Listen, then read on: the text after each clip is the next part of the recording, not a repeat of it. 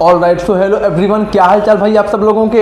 I hope कि आप सभी बढ़िया हो, अच्छे से पढ़ाई लिखाई कर रहे हो, अपने कामों में व्यस्त हो और काम चोरी नहीं कर रहे हो। तो अगर ये सारी काम आप लोग, ये सारे कांड आप लोग नहीं कर रहे हो, कांड बोला सर आपने, हाँ बेटा कांड ही है, अपने जीवन के साथ खिलवाड़ करना एक टाइप का कांड ही है। अगर ये सारी काम आप लोग नहीं कर रहे हो तो आज की क्लास में मोर देन वेलकम है। और चलो जल्दी से हम लोग आज की क्लास स्टार्ट करते हैं और थोड़ा सा फास्ट पढ़ने की कोशिश करते हैं, ठीक है। आज हमको क्या पढ़ना है बेटा, आज हम लोग पढ़ेंगे वेव्स के बारे में। सर वेव के बारे में क्यों पढ़ना है, पढ़ना तो एटॉमिक स्ट्रक्चर था ना, आप वेव को क्यों पढ़ाने लगे। समझो बेटा, वेव को मैं क्यों पढ़ा रहा हूं, इसको ध्यान से समझो।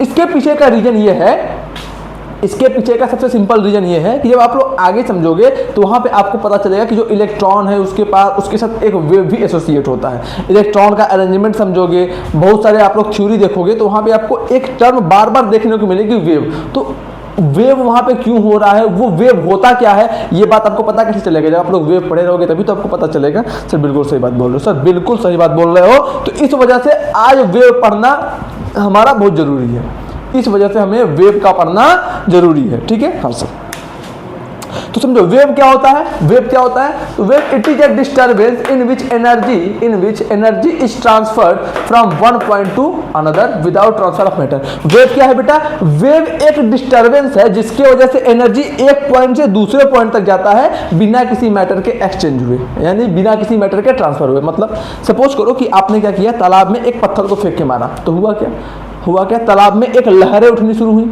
तालाब में एक लहर उठी। अब वो लहर पत्थर जहां पे मारा था वहां से चलना शुरू किया और किनारे तक आया। वो लहर आपने जिस पॉइंट पे पत्थर मारा था, तालाब के बीचों बीच पत्थर मारा था, तो बीचों बीच से किनारे तक आई। क्यों आई, बिकॉज ऑफ वेव, वहां पे वेव का फॉर्मेशन हुआ। मैं तुमसे एक बात पूछता हूं, आपने बीचों बीच पत्थर मारा था तालाब में, हाँ सर, वहां से लेके यहां तक लास्ट किनारे तक वेव आई, बहुत अच्छी बात है। आपने देखा होगा ना कि ऐसे ऐसे ऐसे ऐसे ऐसे एक लहर उठती आती है, यहाँ सर वेव आई, बीचों बीच से किनारे तक एक वेव आई, बिल्कुल ठीक बात है सर, कोई दिक्कत की बात नहीं है।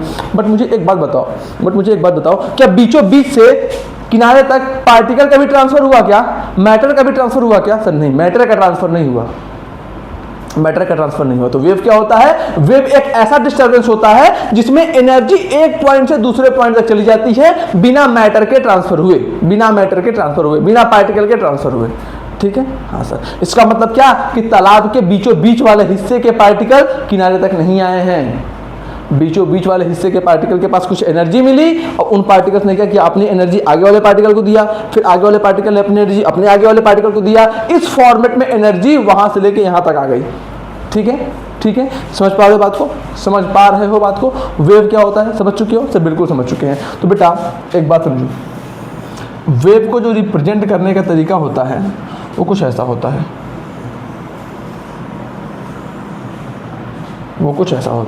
ठीक है तो बिल्कुल ठीक है सर, बिल्कुल ठीक है। अब देखो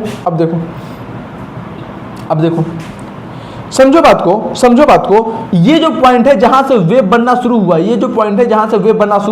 हुआ है, उसको हम लोग बोलते हैं पॉइंट ऑफ ओरिजिन। क्या बोलते हैं, उसको हम लोग बोलते हैं पॉइंट ऑफ ओरिजिन, ठीक है। इसको क्या बोलते हैं, पॉइंट ऑफ ओरिजिन, ठीक है। हाँ सर, उसके बाद एक टाइम ऐसा आया होगा कि ये पॉइंट ऑफ ओरिजिन से एक वेव चलना शुरू किया होगा और ये मान लो ये क्या है, डायरेक्शन, ये क्या है, ये इसको मैंने बोल दिया एक्स एक्सिस, इसको मैंने बोल दिया वाई एक्सिस, इसको मैंने बोल दिया माइनस का वाई एक्सिस।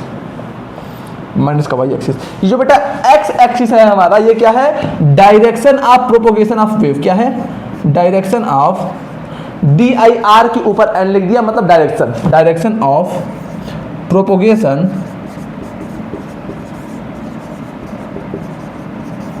Of wave. क्या इतनी बातें क्लियर हुई आपको, क्या आपको इतनी बातें क्लियर हुई। सर बिल्कुल क्लियर हुई। मतलब कि एक्स एक्सिस के ही डायरेक्शन में वेव प्रोपोगेट कर रहा है, यानी कि इस डायरेक्शन में, एक्स एक्सिस वाले डायरेक्शन में वेव जा रहा है, ठीक है। डायरेक्शन ऑफ प्रोपोगेशन का मतलब समझ में आया। डायरेक्शन ऑफ प्रोपोगेशन का मतलब यह है कि किस डायरेक्शन में वेव जा रहा है। अगर direction of propagation Y axis में होता इसका मतलब वेव वाई एक्सिस को जा रहा है। अगर direction of propagation Z axis में होता इसका मतलब वेव जेड एक्सिस में जा रहा है। अगर direction of propagation x axis में है इसका मतलब वेव एक्स एक्सिस को जा रहा है, ठीक है। अगर direction of propagation minus x axis है इसका मतलब वेव माइनस के एक्स एक्सिस में जा रहा है। ठीक बात है, समझ पा रहे बात को? सर बिल्कुल समझ पा रहे हैं, कोई दिक्कत की बात नहीं है, ठीक है। अच्छा बिल्कुल ठीक है सर, बिल्कुल ठीक है। अब देखो बेटा, ये प्लस का वाई एक्सिस, ये माइनस का वाई एक्सिस, समझ में आया? हाँ सर। तो अगली बात सुनो, ये वेव का प्लस वाई एक्सिस में, वेव का प्लस वाई एक्सिस में जो टॉप मोस्ट पॉइंट है, वेव का प्लस वाई एक्सिस में जो टॉप मोस्ट पॉइंट है, इसको हम लोग बोलते हैं क्रस्ट। क्या बोलते हैं? क्रस्ट। ठीक है। वेव का माइनस वाई एक्सिस में जो टॉप मोस्ट पॉइंट है, इसको हम लोग क्या बोलते हैं? ट्रफ। क्या बोलते हैं बेटा? ट्रफ। क्या बोलते हैं? ट्रफ। अब देखो, एक्स एक्सिस से क्रस्ट के बीच की जो दूरी होती है, एक्स एक्सिस से क्रस्ट के बीच की जो दूरी होती है, इसको हम लोग क्या बोलते हैं? एम्पलीट्यूड। क्या बोलते हैं? एम्पलीट्यूड। सिमिलरली एक्स एक्सिस से ट्रफ के बीच की जो दूरी होती है, उसको भी हम लोग क्या बोलते हैं? इसको भी हम लोग बोलते हैं एम्पलीट्यूड। इसको भी हम लोग क्या बोलते हैं? एम्पलीट्यूड। क्या बोलते हैं? एम्पलीट्यूड। अब बात को ध्यान से समझना बेटा, कि ये दोनों एम्पलीट्यूड बराबर होते हैं। ऐसा कभी नहीं होगा कि ये वाला एम्पलीट्यूड बड़ा हो, ये वाला एम्पलीट्यूड छोटा हो, या फिर ये वाला एम्पलीट्यूड बड़ा हो, ये वाला एम्पलीट्यूड छोटा हो। ये कभी नहीं होगा। ये दोनों वैल्यू हमेशा आपस में बराबर होंगे। ठीक बात है सर, बिल्कुल ठीक बात है सर, बिल्कुल ठीक बात है। अच्छा, ये क्रस्ट हो गया, ये ट्रफ हो गया। अब समझो, जहां से वेव बनना शुरू हुआ है, यहां से लेके यहां तक क्या होता है? One complete wave. One complete wave कब होगा? जब वेव, देखो वेव प्रोपोगेट कर रहा है, तो बिल्कुल कर रहा है, तो जब वेव प्रोपोगेशन के टाइम अपना एक कंप्लीट क्रस्ट चल ले, फिर एक अपना कंप्लीट ट्रफ चल ले, उसके बाद वो एक्स एक्सिस पे आ जाए। वेव अपना एक कंप्लीट ट्रफ कंप्लीट कर ले, वेव अपना कंप्लीट क्रस्ट कंप्लीट कर ले, फिर अपना कंप्लीट ट्रफ कंप्लीट कर ले, उसके बाद जब एक्स एक्सिस पे आता है तो हमारा एक वेव कंप्लीट होता है। यानी कि ये पॉइंट ऑफ ओरिजिन से वेव शुरू हुआ, अपना क्रस्ट कंप्लीट किया, अपना ट्रफ कंप्लीट किया, फिर ये वापस एक्स एक्सिस को आया, तो यहां से लेकर के यहां तक एक कंप्लीट वेव हुआ। अगर मैं तुमसे पूछता हूं कि बताओ यहां पे कितना वेव कंप्लीट हुआ, तो तुम क्या बोलोगे? कि सर यहां से वेव चलना शुरू किया, वेव अपना सिर्फ क्रस्ट कंप्लीट किया है और एक्स एक्सिस पे आ गया, तो यहां से लेके यहां तक का हाफ वेव होगा। क्या होगा? हाफ वेव होगा। यानी कि यहां से यहां तक फुल वेव, यहां से यहां तक हाफ वेव। तो कब फुल वेव होगा, कब हाफ वेव होगा? समझ पाए? हाँ सर, समझ पाए। अब अगली बात देखो, देखो एक क्रस्ट ये है, इसके जस्ट बगल वाला क्रस्ट ये है, एक क्रस्ट ये हुआ, उसके जस्ट बगल वाला क्रस्ट ये हुआ। हाँ या ना सर, बिल्कुल। तो दो लगातार क्रस्ट के बीच की जो दूरी होती है बेटा, फिर से बोल रहा हूं, दो लगातार क्रस्ट के बीच की जो दूरी है बेटा, उसको हम लोग कहते हैं लैम्डा। लैम्डा मतलब वेवलेंथ, है ना। दो लगातार क्रस्ट या दो लगातार ट्रफ, दो कॉन्जिक्यूटिव क्रस्ट या दो कॉन्जिक्यूटिव ट्रफ के बीच की जो दूरी उसको हम लोग बोलते हैं वेवलेंथ। तो वेवलेंथ एक टाइप का डिस्टेंस है, एक टाइप का लेंथ है। ठीक है? हाँ सर, ठीक बात है सर, बिल्कुल ठीक बात है। तो अब इतनी बातों को आप समझ पाए कि जनरल रिप्रेजेंटेशन वेव का ऐसा होता है। अब देखो, जो क्रस्ट वाला पार्ट होता है, जो अपर हाफ होता है वेव का, उसको हम लोग बोलते हैं पॉजिटिव फेज। उसको हम लोग क्या मानते हैं? Positive phase. और जो लोअर हाफ होता है वेव का, उसको हम लोग मानते हैं नेगेटिव फेज। क्या बोलते हैं बेटा? Negative phase. समझ में आया बात? हाँ सर, बिल्कुल समझ में आया। अब अगली बात ध्यान से देखो, अब देखो अगला बात क्या होता है? फ्रीक्वेंसी। सर फ्रीक्वेंसी क्या होता है? किसी एक पॉइंट से कितने, अच्छा एक कंप्लीट वेव को हम लोग वन साइकिल भी बोलते हैं। जब हमारा एक वेव कंप्लीट हो जाता है तो हम लोग उसको वन साइकिल भी बोलते हैं। One complete wave is also known as one complete cycle. One complete wave is also known as one complete cycle. क्या ये बात आपको क्लियर है?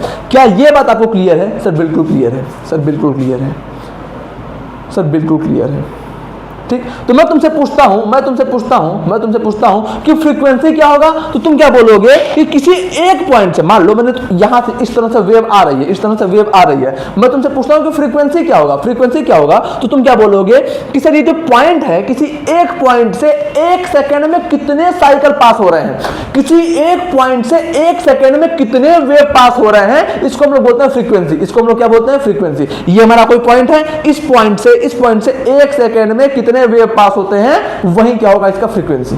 इस पॉइंट से एक सेकंड में कितने साइकिल पार होते हैं, यही क्या होगा इसका फ्रीक्वेंसी। क्या फ्रीक्वेंसी समझ गए आप लोग? अभी मैं सारे रफ आइडिया दे रहा हूं, सबको वन बाय वन अच्छे से लिखवाऊंगा, ठीक है? हाँ सर। तो जल्दी से आप बेटा इन सारी बातों को नोट करो, फिर हम लोग आगे को मूव करते हैं। जल्दी करो नोट। अब देखो बेटा, जो हमारा वेव हो गया वो दो टाइप का हुआ। कितने टाइप का हुआ? दो टाइप का। एक तो हो गया मैकेनिकल वेव,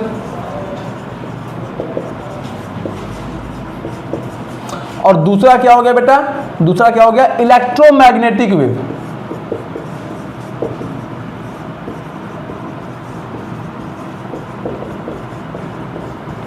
सर ये मैकेनिकल वेव क्या होता है, इलेक्ट्रोमैग्नेटिक वेव क्या होता है, इसको थोड़ा सा एक्सप्लेन करो, समझाता हूं बेटा।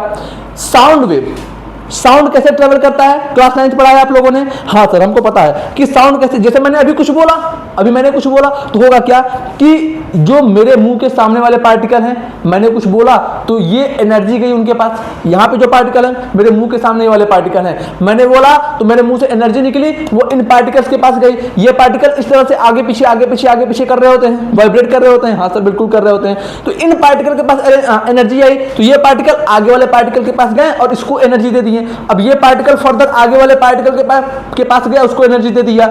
अब यहाँ वाले पार्टिकल फर्दर आगे वाले पार्टिकल के पास गए, उसको एनर्जी दे दिए। तो एनर्जी साउंड का कैसे ट्रांसफर हो रहा है आप समझ पा रहे हो? साउंड में क्या था कि यहाँ पे पार्टिकल थे, ये पार्टिकल ऐसे आगे पीछे घूम रहे हैं, ऐसे आगे पीछे जा रहे हैं। एक पार्टिकल यहाँ पे है, एक पार्टिकल यहाँ पे है, आगे पीछे घूमते ये साउंड एनर्जी लाए, इसको दे दिए। ये बंदा आगे पीछे घूम रहा है, ये जाके आगे वाले को अपना एनर्जी दे दिया। तो इस तरह से एनर्जी ट्रांसफर हो रही है। अब समझो बात को। हम लोगों ने बोला यानी कि पार्टिकल के पास एक डिस्टरबेंस आई। हाँ सर, पार्टिकल यहां से यहां इस तरह से एनर्जी को ट्रांसफर कर रहा है। हाँ सर, हम लोगों ने बोला जिसके वजह से पार्टिकल के पास एक डिस्टरबेंस आई और पार्टिकल उस डिस्टरबेंस की वजह से एनर्जी को यहां से यहां ट्रांसफर किया, फिर यहां से यहां ट्रांसफर किया, फिर वहां से वहां ट्रांसफर किया। इसका मतलब हो क्या रहा है? इसका मतलब हो ये रहा है कि पार्टिकल एनर्जी को ट्रांसफर करते जा रहा है, लेकिन मैटर का ट्रांसफर हो रहा है क्या? ऐसा हो रहा है क्या कि ये पार्टिकल यहां से सीधे यहां पे चला गया? नहीं हो रहा है सर। यहां का पार्टिकल यहां पे गया, इस पार्टिकल को एनर्जी दे दिया, फिर यहां का पार्टिकल इस पार्टिकल को एनर्जी दे दिया, फिर यहां का पार्टिकल इस पार्टिकल को एनर्जी दे दिया। समझ पा रहे बात को? ठीक है बच्चा, तो बात को समझ पा रहे हो? तो हो क्या रहा था साउंड वेव के केस में? साउंड वाले केस में क्या हो रहा था कि साउंड, जब मैंने बोला, मेरे बोलने की वजह से पार्टिकल में एक डिस्टरबेंस क्रिएट हो गया। अब इस वजह से पार्टिकल एनर्जी को यहां से यहां पे लाएं, फिर यहां से यहां पे लाएं, फिर यहां से यहां पे लाएं। लेकिन एक बात बताओ बालक, आप एक बात बताओ, ऐसा हुआ क्या कि यहां के पार्टिकल डायरेक्ट यहां पे आ गए? सर नहीं, यहां के पार्टिकल डायरेक्ट को यहां पे आए क्या? नहीं आए सर।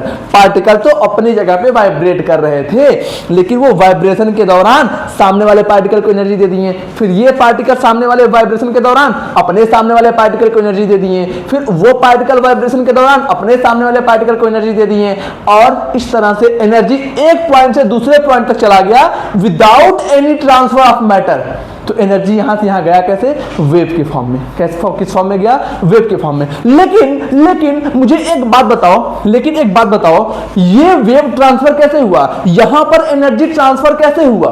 तो आप क्या बोलोगे कि sir with the help of particle. यहां पर जो एनर्जी का ट्रांसफर था इस पोजीशन से इस पोजीशन तक जो एनर्जी का ट्रांसफर था वो किसके वजह से था? With the help of particle की वजह से यहां तक एनर्जी का ट्रांसफर था। मैं बोला अच्छी बात है, लेकिन अगर पार्टिकल होते ही ना तो क्या इस पॉइंट से इस पॉइंट तक एनर्जी ट्रांसफर हो पाती क्या? नहीं हो पाती सर, नहीं हो पाती सर। बस वही बात, तो मैं इसी बात को आपको समझाने का प्रयत्न कर रहा हूं, कोशिश कर रहा हूं कि वो वेव जो पार्टिकल की वजह से प्रोपगेट करता है, उन वेव को हम लोग क्या बोलते हैं, या फिर वो वेव जिनके प्रोपगेशन के लिए पार्टिकल्स का रिक्वायरमेंट होता है, मटेरियल का रिक्वायरमेंट होता है, मटेरियल मीडियम का रिक्वायरमेंट होता है, उन वेव्स को हम लोग क्या बोलते हैं, मैकेनिकल वेव बोलते हैं। क्या बोलते हैं, मैकेनिकल वेव बोलते हैं। इसका मतलब ये हुआ बेटा, इसका मतलब ये हुआ बेटा कि जब आप वैक्यूम में चले जाओगे तो वैक्यूम में क्या किसी भी टाइप के पार्टिकल्स हैं? नहीं है सर। तो वैक्यूम में जब तुम कुछ बोलोगे ना तो पता है क्या होगा, नहीं सुनाई दिया ना, ये बात होगी। आप वहां पे कुछ भी बोलोगे किसी को सुनाई देने वाला नहीं है। ठीक है, ठीक है, यस सर, बिल्कुल ठीक है। तो मैकेनिकल वेव क्या होता है कि ये मीडियम डिपेंडेंट होता है, यानी कि इसको प्रोपेगेट करने के लिए मीडियम चाहिए होता है। लेकिन हमारे पास दूसरा वेव कौन सा आ गया बालक, इलेक्ट्रोमैग्नेटिक वेव। क्या आ गया, इलेक्ट्रोमैग्नेटिक वेव। इसको चलने के लिए किसी भी मीडियम की कोई जरूरत नहीं है। क्यों? आपको पता है कि लाइट कहां से आ रही है सर, सूरज से आ रही है नीचे को। ऊपर वैक्यूम है कि नहीं, हाँ सर, बट वो स्टिल नीचे तक आ गई कि नहीं, हाँ सर। इसका मतलब लाइट को चलने के लिए मीडियम की जरूरत नहीं पड़ी ना, ऊपर लाइट को चलने के लिए ऊपर में मीडियम की जरूरत तो नहीं पड़ी ना, हाँ सर, तभी ना वो नीचे को आई। सर बिल्कुल सही बात बोल रहे हो। तो वो वेव जिसको प्रोपोगेट करने के लिए किसी भी मटेरियल मीडियम की जरूरत ना हो, उसको हम लोग क्या बोलते हैं, उसको हम लोग बोलते हैं इलेक्ट्रोमैग्नेटिक वेव। ठीक है, ठीक है, बिल्कुल ठीक बात है। तो ये मैकेनिकल वेव में क्या लिखोगे, मैकेनिकल वेव में क्या लिखोगे, it is a type of wave, it is a type of wave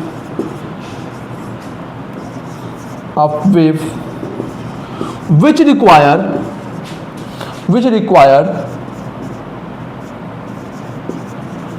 a material medium for their propagation। ये एक ऐसा वेव होता है जो अपने प्रोपोगेशन के लिए एक मटेरियल मीडियम की रिक्वायरमेंट मांगता है, यानी कि अगर इसको मटेरियल मीडियम ना दो तो ये प्रोपोगेट भी नहीं करेगा। समझ पाए बात को, समझ पाए बात को सर, बिल्कुल समझ पाए बात को, बहुत अच्छे समझ पाए बात को। एग्जाम्पल में क्या लिख लोगे, एग्जाम्पल में लिख लो साउंड वेव। ठीक है, हाँ सर, ठीक बात है, बिल्कुल ठीक बात है सर। अगली बात, it is a type of wave. Electromagnetic wave क्या हो गए, ये ऐसे वेव हो गए, it is a type of wave which do not require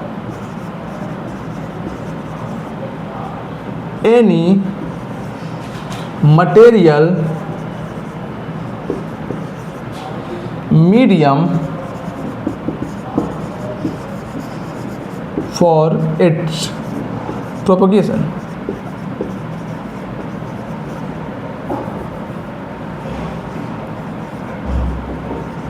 ये ऐसे वेव होते हैं जिनके प्रोपगेशन के लिए किसी भी मटेरियल मीडियम की कोई भी रिक्वायरमेंट नहीं होती।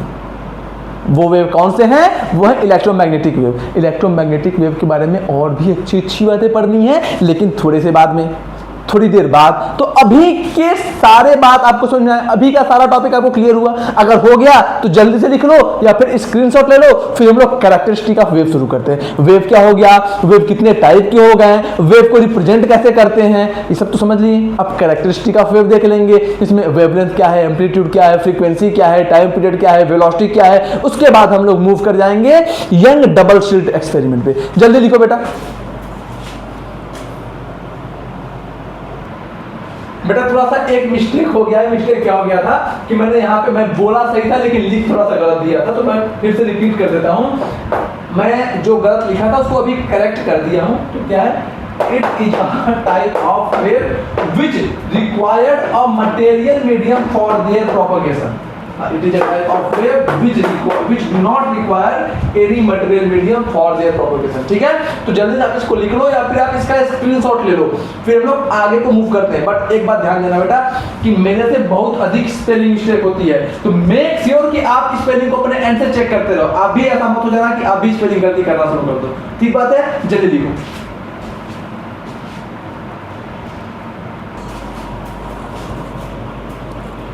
चलो बेटा अब हम लोग देखते हैं कैरेक्टरिस्टिक ऑफ वेव। वेव के इंपॉर्टेंट कैरेक्टरिस्टिक कौन कौन से हैं। तो सबसे पहली बात जो हमको पढ़नी है बच्चा वो है वेवलेंथ। सबसे पहले हम लोग समझेंगे वेवलेंथ क्या होता है। ठीक है, तो आओ देखते हैं वेवलेंथ है क्या। हालांकि मैंने तो बता रखा है, मैंने मुंह से तो बता रखा है वेवलेंथ क्या है, यहाँ पे लिख दिया हूँ। क्या होता है wavelength? It is that distance between two consecutive crust और टू कॉन्जिक्यूटिव ट्रफ। दो लगातार क्रस्ट, कॉन्जिक्यूटिव मतलब दो लगातार क्रस्ट, मान लो एक क्रस्ट ये है एक क्रस्ट ये है, इन दोनों लगातार क्रस्ट के बीच का डिस्टेंस क्या है।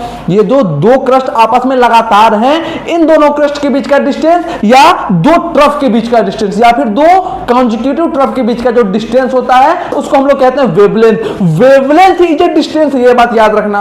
अब अगर वेवलेंथ डिस्टेंस है बेटा तो उसकी जो यूनिट होगी वो भी डिस्टेंस वाली यूनिट होगी।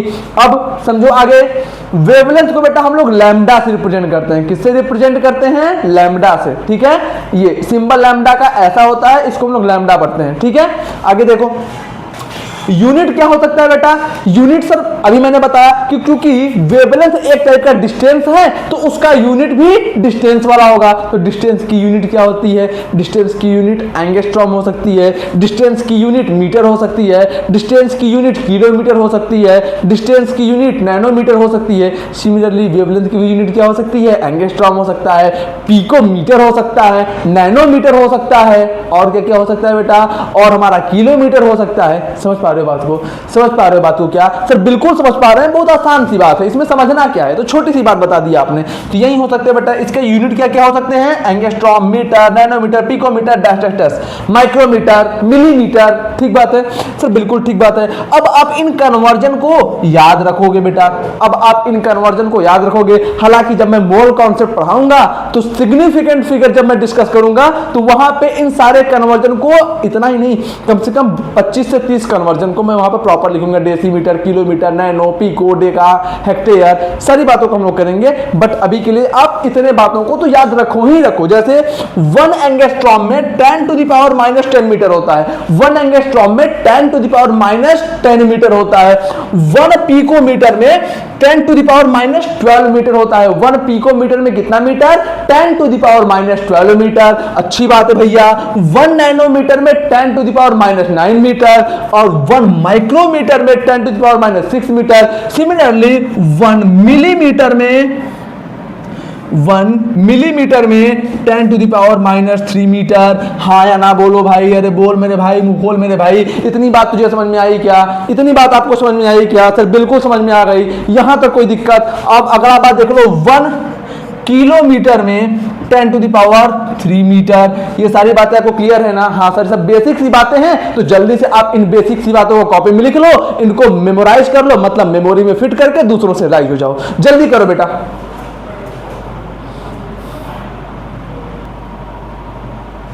तो चलो बेटा अब हम लोग अगली कैरेक्टरिस्टिक देखते हैं, फ्रीक्वेंसी। सर फ्रीक्वेंसी क्या होता है? अभी समझाता हूं। It represent the number of cycle of oscillation of wave motion in unit time. मतलब एक पॉइंट से एक सेकेंड में कितने वेव पास किए। इसका मतलब क्या कि एक पॉइंट से एक सेकेंड में कितने वेव ऑसिलेट किए, यही ना हुआ? हाँ सर, सिंपल सी बात यही हुआ। तो फ्रीक्वेंसी क्या है? फ्रीक्वेंसी को बस आप लोग यही याद रखो, सिंपल लैंग्वेज में याद रखो कि किसी एक पॉइंट से एक सेकेंड में कितने वेव पास करते हैं वही उसकी फ्रीक्वेंसी होगी। मान लो ये पॉइंट है, इस पॉइंट से एक सेकेंड में 5 वेव पास किए, इस पॉइंट से एक सेकेंड में 5 वेव पास किए, तो बताओ फ्रीक्वेंसी क्या होगी? सर 5 हर्ट्ज होगी। क्या होगी? 5 हर्ट्ज होगी। अगली बात, मान लो ये पॉइंट है, इस पॉइंट से एक सेकेंड में 20 वेव पास हुआ, 20 साइकिल पास हुए, तो उसकी फ्रीक्वेंसी क्या होगी? सर 20 हर्ट्ज होगी। कितनी होगी? 20 हर्ट्ज होगी। अब देखो समझो बात को। तो वही बात को मैंने यहां पे लिख दिया है कि it represent the number of cycle मतलब number of wave of oscillation in unit time. समझ में आया बात? समझ में आया बात? ठीक है, अब आगे देखो, किताबी भाषा है, इंग्लिश है, कुछ ज्यादा फर्क पड़ने वाली बात नहीं है। आप लोग नॉर्मल स्कूल में क्या लिख सकते हो, it frequency is nothing but number of wave passing through a point per unit second. ठीक है, चलो आओ आगे चलते हैं। It is a reciprocal of time period. जो फ्रीक्वेंसी होता है बेटा वो टाइम पीरियड का रेसिप्रोकल होता है। एक ये भी डेफिनेशन आपको याद रहेगा, सर बिल्कुल याद रहेगा, कोई दिक्कत की बात नहीं है। इसको हम लोग न्यू से रिप्रेजेंट करते हैं। फ्रीक्वेंसी को किससे रिप्रेजेंट करते हैं? न्यू से रिप्रेजेंट करते हैं। क्या ये बात भी क्लियर हुआ? क्या ये बात भी क्लियर हुआ? सर बिल्कुल क्लियर हुआ। अब देखो फॉर्मूला की अगर हम लोग बात करें तो फ्रीक्वेंसी को मैंने क्या बोला था, 1 अपॉन में टाइम पीरियड बोला था कि नहीं बोला था? फ्रीक्वेंसी जो होता है वो टाइम पीरियड का रेसिप्रोकल होता है, बोला था कि नहीं बोला था? सर बिल्कुल बोला था। तो हम लोग न्यू क्या लिख सकते हैं, 1 अपॉन में टी लिख सकते हैं कि नहीं लिख सकते हैं? लिख सकते हैं कि नहीं लिख सकते हैं? सर बिल्कुल लिख सकते हो। अब अगर हम लोग इस फॉर्मूले को ध्यान से देखें तो यहां से अगर हम लोग एसआई यूनिट बनाने की कोशिश करें, एसआई यूनिट किसकी? फ्रीक्वेंसी की, तो क्या मिलेगा? Second inverse. क्या मिलेगा? Second inverse. क्या ये बात क्लियर हुआ? क्या ये बात क्लियर हुआ? हाँ सर बिल्कुल ये बात क्लियर हुआ। अब क्योंकि फ्रीक्वेंसी की कैलकुलेशन, फ्रीक्वेंसी का कैलकुलेशन सबसे पहले हर्ट्ज ने किया था, हर्ट्ज नामक साइंटिस्ट ने किया था, इस वजह से फ्रीक्वेंसी का एक यूनिट और होता है। इस वजह से फ्रीक्वेंसी का एक यूनिट और होता है जिसको हम लोग HZ से रिप्रेजेंट करते हैं, इसको पढ़ते हैं हर्ट्ज। इसको क्या पढ़ते हैं? हर्ट्ज। ठीक है, कोई दिक्कत नहीं सर? कोई दिक्कत की बात नहीं है। अब देखो एक बात और ध्यान देना, एक बात और ध्यान देना, फ्रीक्वेंसी का एक और फॉर्मूला निकालने की कोशिश करते हैं। साइंटिस्ट लोगों ने एक चीज को कैलकुलेट किया था, उन्होंने क्या बताया था कि जो ये सी क्या है बेटा? सी क्या है? सी है स्पीड ऑफ इलेक्ट्रोमैग्नेटिक रेडिएशन। सी क्या है? Speed of electromagnetic radiation. तो इसको लिख लो, ये क्या है? स्पीड ऑफ या फिर वेलोसिटी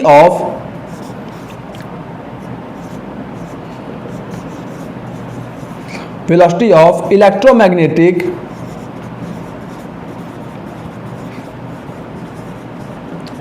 रेडिएशन। इलेक्ट्रोमैग्नेटिक रेडिएशन की वेलोसिटी है। तो किसी भी इलेक्ट्रोमैग्नेटिक रेडिएशन की वेलोसिटी हम लोग कैसे कैलकुलेट कर सकते हैं? तो उस मैग्नेटिक रेडिएशन की फ्रीक्वेंसी और उसी इलेक्ट्रोमैग्नेटिक रेडिएशन की वेवलेंथ, यानी कि इलेक्ट्रोमैग्नेटिक, मान लो हमारे पास मेरे को उसने कोई इलेक्ट्रोमैग्नेटिक रेडिएशन दे दिया, अब बोला कि इसकी वेलोसिटी कैलकुलेट करके दिखाओ, तो आपको क्या करना है? उस इलेक्ट्रोमैग्नेटिक रेडिएशन का फ्रीक्वेंसी और उसी इलेक्ट्रोमैग्नेटिक रेडिएशन का वेवलेंथ, इन दोनों को आपस में कर दो मल्टीप्लाई, हमें क्या मिल जाएगा? हमें क्या मिल जाएगा? वेलोसिटी मिल जाएगा। क्या मिल जाएगा? वेलोसिटी मिल जाएगा। अब देखो सी क्या होता है बेटा? सी को आप लोगों ने क्लास 10th में स्पीड ऑफ लाइट नाम से पढ़ा होगा। सी को आप लोगों ने क्लास 10th में स्पीड ऑफ लाइट से पढ़ा होगा। और आपको तो पता है कि sir speed of light is nothing but a type of electromagnetic radiation. पता है कि नहीं पता? सर बिल्कुल पता है। तो इस वजह से हम लोग इसको सी से रिप्रेजेंट करते हैं। ठीक है, हाँ सर। तो अब समझो सी इक्वल टू क्या हो गया? New into lambda. न्यू क्या हो गया? फ्रीक्वेंसी, लैम्डा क्या हो गया? वेवलेंथ। ठीक है, तो किसी भी इलेक्ट्रोमैग्नेटिक रेडिएशन का वेलोसिटी कैसे निकाल सकते हैं? उसके फ्रीक्वेंसी और उसके वेवलेंथ को मल्टीप्लाई कर दो। ठीक बात है सर, बिल्कुल ठीक बात है। इसका मतलब यहां से फ्रीक्वेंसी कैसे निकालेंगे? सी अपॉन में लैम्डा, सी अपॉन में लैम्डा। अब सी क्या है? तो तुम बोलोगे कि सर सी एक टाइप का वेलोसिटी ही तो है, तो सी को मैंने लिख दिया वी। सी एक टाइप का वेलोसिटी ही है ना? हाँ सर। और वेलोसिटी को हम लोग वी से भी रिप्रेजेंट करते हैं, तो हम लोग nu equal to V upon lambda भी तो लिख सकते हैं। हाँ या ना बोलो भाई? हम लोग न्यू यानी कि फ्रीक्वेंसी को वी अपॉन में लैम्डा भी तो लिख सकते हैं। अरे बोलो यार, अरे मुंह खोलो यार, बताओ समझ में आया कि नहीं ये बात? ये बात समझ में आया कि नहीं? सर बिल्कुल समझ में आ गया। कोई दिक्कत यहाँ पे, कोई समस्या यहाँ पे, कोई तकलीफ यहाँ पे? अगर कोई तकलीफ नहीं है तो जल्दी से आप इन सारी बातों को लिख लो, नोट डाउन कर लो या स्क्रीनशॉट ले लो, फिर हम लोग आगे को मूव करते हैं। जल्दी करो।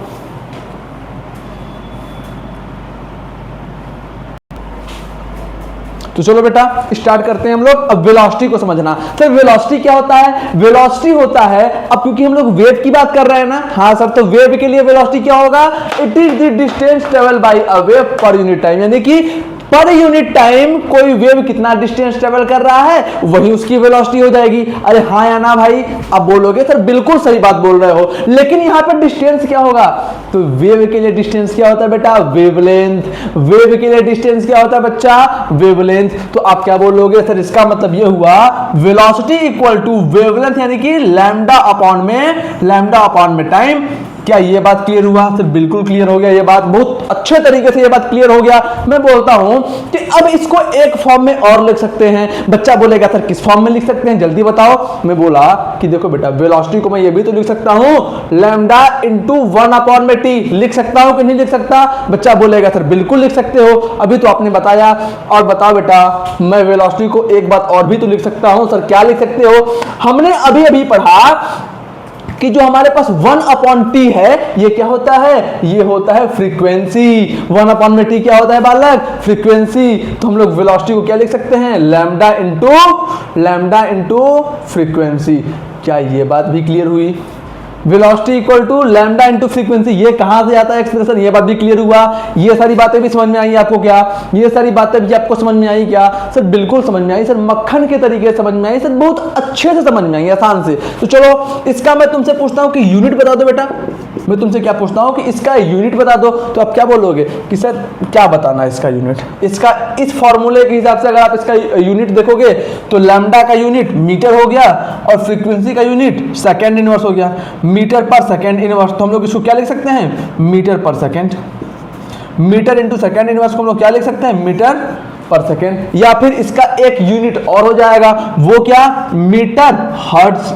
मीटर हर्ट्ज, समझ गए बात को? तो आप लोग इसके यूनिट को भी समझ गए। कोई दिक्कत यहाँ पे, कोई समस्या यहाँ पे अगर नहीं है तो जल्दी से आप लोग इसको लिख लो या फिर स्क्रीनशॉट ले लो, फिर हम लोग अगला कैरेक्टरिस्टिक पढ़ते हैं। जल्दी करो बेटा, जल्दी करो बेटा, जल्दी करो। चलो बेटा, अब हम लोग अगली बात देखते हैं। अगली बात क्या है? अब हम लोग समझते हैं बेटा, वेलोसिटी को समझ लिए ना, अब हम लोग समझते हैं वेव नंबर। क्या समझते हैं बेटा? Wave number. क्या समझते हैं बालक? Wave number. सर ये वेव नंबर क्या होता है? तो सबसे पहली बात, वेव नंबर को न्यू बार से रिप्रेजेंट करते हैं। मतलब फ्रीक्वेंसी का सिंबल है न्यू, फ्रीक्वेंसी का सिंबल है न्यू। हाँ सर, सबसे पहले फ्रीक्वेंसी का सिंबल बना लिया। अब इस फ्रीक्वेंसी के सिंबल के ऊपर हम लोगों ने एक बार लगा दिया, तो क्या हो गया? न्यू बार। तो ये न्यू बार होता क्या है सर? ये होता है रेसिप्रोकल। किसका? रेसिप्रोकल। किसका रेसिप्रोकल? ऑफ वेवलेंथ, यानी कि वेवलेंथ का रेसिप्रोकल होता है। बस आपको इतना याद रखना है। वेव नंबर क्या होता है? Wave number is the reciprocal of, wave number is the reciprocal of wavelength. समझ में आया बात? सर बिल्कुल समझ में आया। तो मैं तुमसे अगर पूछूं कि न्यू बार का फॉर्मूला क्या हो जाएगा, तो आप क्या बोल दोगे? सर 1 लैम्डा हो जाएगा। न्यू बार का फॉर्मूला क्या हो जाएगा? 1 लैम्डा हो जाएगा। मैं तुमसे पूछता हूं कि इसका यूनिट क्या हो जाएगा, तो आप फटाक से बोल दोगे कि सर इसका जो यूनिट हो जाएगा वो क्या हो जाएगा? मीटर इनवर्स हो सकता है, इसका यूनिट एंगस्ट्रॉम इनवर्स हो सकता है, इसका यूनिट सेंटीमीटर इनवर्स हो सकता है, इसका यूनिट पिकोमीटर इनवर्स हो सकता है, इनवर्स हो सकता है, इसका यूनिट नैनोमीटर इनवर्स हो सकता है। तो आप और डैश डैश डैश, यानी कि ये इस टाइप से इसकी यूनिट हो सकती हैं। तो वेव नंबर क्या होता है? आपको ये बात भी क्लियर हो गया, ये बात भी समझ में आ गया। आपको बस इतना याद रखना है कि वेव नंबर जो होता है वह किसका रेसिप्रोकल होता है? वो रेसिप्रोकल होता है वेवलेंथ का। इतनी बातें क्लियर हुई सर? बढ़िया से क्लियर हुई। इसमें क्या समझने वाला कुछ था ही नहीं। इसमें सर आप बताते जा रहे हो, हम लोग सुनते जा रहे हैं। मैं पूछता हूं बेटा, अगला कॉन्सेप्ट समझते हैं, टाइम पीरियड। अगला कॉन्सेप्ट समझते हैं हम लोग, टाइम पीरियड। तो टाइम पीरियड क्या होता है बच्चा? तो आप तुरंत एक बात बोलोगे कि सर फ्रीक्वेंसी जो था वो टाइम पीरियड का रेसिप्रोकल था ना, है ना? जो फ्रीक्वेंसी जो था वो टाइम पीरियड का रेसिप्रोकल था ना। मैं बोला हाँ। तो आप बोलो इसका मतलब सर ये हुआ कि जो टाइम पीरियड होगा वो फ्रीक्वेंसी का रेसिप्रोकल होगा। तो टाइम पीरियड में क्या लिखूंगा? it is the reciprocal of frequency. It is the reciprocal of frequency, यानी टाइम पीरियड क्या होता है? फ्रीक्वेंसी का रेसिप्रोकल होता है। इसका मतलब टाइम पीरियड यानी कि t इक्वल टू 1 में न्यू हो जाएगा। कोई दिक्कत? नो सर कोई दिक्कत नहीं। अब देखो इसका यूनिट क्या होगा बेटा? इसका यूनिट क्या होगा? तो आप क्या बोलोगे? सर फ्रीक्वेंसी की एक यूनिट होती है सेकंड इनवर्स। मैं बोला बहुत अच्छी बात है। तो बच्चा बोलेगा सर इसका यूनिट हो गया 1 में सेकंड इनवर्स। इसका मतलब क्या? इसका मतलब इसका यूनिट निकल के आ गया सेकंड। लैग्ड। क्या ये बात क्लियर है? हाँ बेटा बिल्कुल क्लियर है। अब अगली बात देखो, इसका एक यूनिट और भी तो होता है, 1 में हर्ट्ज भी तो हो सकता है। अब बोलोगे सर बिल्कुल हो सकता है, मैं बोलूंगा सर इसका मतलब टाइम पीरियड का दूसरा यूनिट क्या हो गया? हर्ट्ज इनवर्स hz की पावर -1। क्या ये बात भी आपको क्लियर हुआ? टाइम पीरियड भी समझ गए, फ्रीक्वेंसी भी समझ गए, वेव नंबर भी समझ गए। ठीक है, अब हम लोग लास्ट टॉपिक पढ़ते हैं कैरेक्टरिस्टिक्स का, वो है एम्पलीट्यूड। क्या पढ़ते हैं बेटा? एम्पलीट्यूड। उससे पहले आप जल्दी से इन सबको लिख लो या फिर स्क्रीनशॉट ले लो, फिर हम लोग एम्पलीट्यूड को स्टार्ट करते हैं। ठीक बात है, जल्दी करो।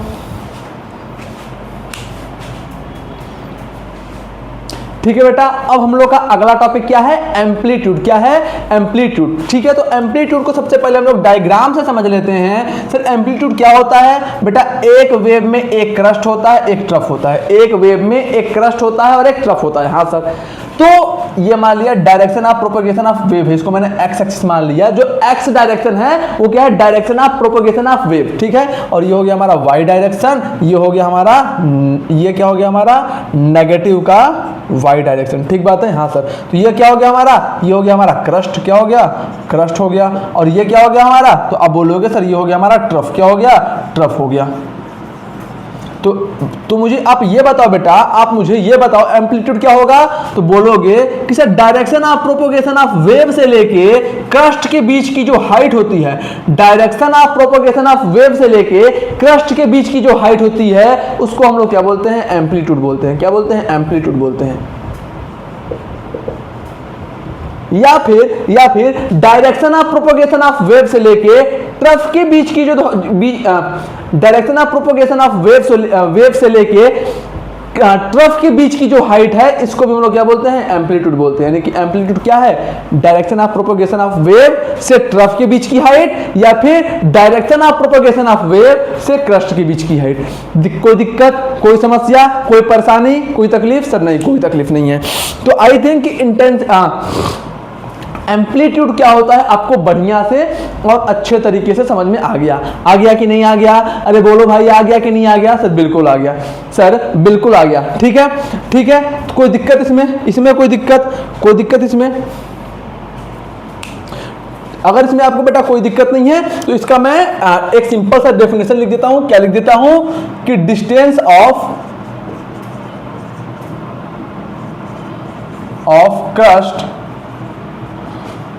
क्रस्ट फ्रॉम एक्स एक्सिस और